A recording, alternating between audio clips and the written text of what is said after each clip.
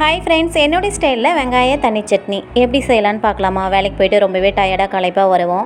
So என்ன சட்னி செய்கிறது, என்ன குழம்பு செய்கிறது நம்மளுக்கு தெரியாது. ஸோ அந்த டைமில் இந்த சட்னி உங்களுக்கு கை கொடுக்கும்.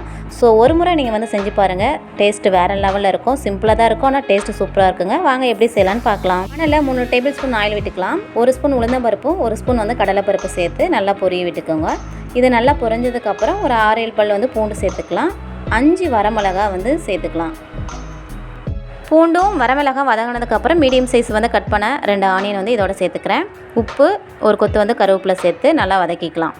இந்த வெங்காயம் எப்படி குக் ஆகணும் அப்படின்னா, ஒரு கண்ணாடி பதம் அளவுக்கு வதங்கினா போதுமானது. ஸோ அந்த அளவுக்கு நம்ம வதக்கி எடுத்துக்கலாம். இப்போ ஃபைனலாக நம்ம சேர்க்க போகிறது என்ன அப்படின்னா, பொட்டுக்கடலை. இப்போ எனக்கு கண்ணாடி பதம் அளவுக்கு வதங்கிடுச்சு.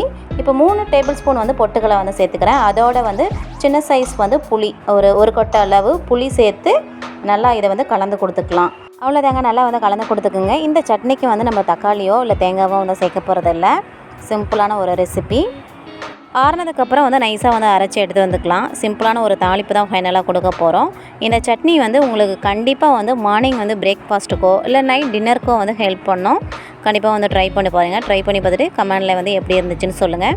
இப்போ நான் ஜாரில் சேர்த்து அரைச்சி நைஸாக எடுத்துகிட்டு வந்துட்டேன். இதுக்கு ஒரு தாளிப்பு தான் கொடுக்க போகிறேன். சிம்பிள் தாளிப்பு.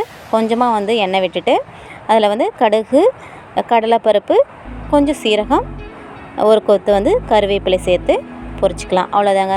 இந்த தாளிப்பை அந்த சட்னியில் சேர்த்துக்கலாம். சட்னி தண்ணியாட்டம் இருந்தால் தாங்க நல்லாயிருக்கும். ஒருவேளை திக்காக இருந்தது அப்படின்னா தண்ணி சேர்த்து கலந்து கொடுத்துக்குங்க.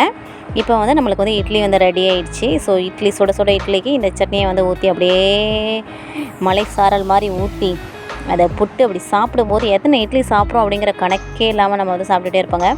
டேஸ்ட்டு சூப்பராக இருக்கும். ஒரு டிஃப்ரெண்ட் டேஸ்ட்டாக இருக்கும். இதே மாதிரி நீங்களும் கண்டிப்பாக ட்ரை பண்ணி பாருங்கள். ட்ரை பண்ணி பார்த்துட்டு எப்படி இருந்துச்சுன்னு சொல்லுங்கள். நான் சாப்பிட்டு பார்த்தேங்க. டேஸ்ட்டு சூப்பராக இருந்துச்சுங்க. ஓகேங்க, பாய். நெக்ஸ்ட் வீடியோவில் பார்க்கலாம். ஸோ என்னோடய சேனலுக்கு மறக்காமல் சப்ஸ்கிரைப் பண்ணுங்கள், லைக் பண்ணுங்கள், ஷேர் பண்ணுங்கள், கமெண்ட் பண்ணுங்கள். தேங்க்யூ.